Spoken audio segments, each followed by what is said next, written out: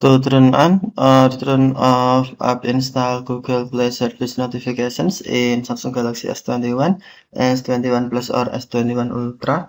Open settings, swipe the notification panel, and then tap settings icon. Okay. Tap settings icon, select notifications, and then on resolution, find Google Play Service. If you cannot find, tap more, and then tap most recent drop-down menu. Select all, scroll down the screen, find Google Play Service, and then tap Google Play Service. Next, select notification categories,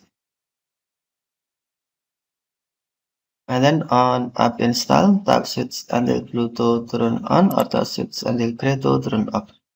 Tap app install switch until blue to turn on Google Play Services. App install notifications or tap switch until gray to turn off notifications. Okay, thank you for watching. Have a nice day.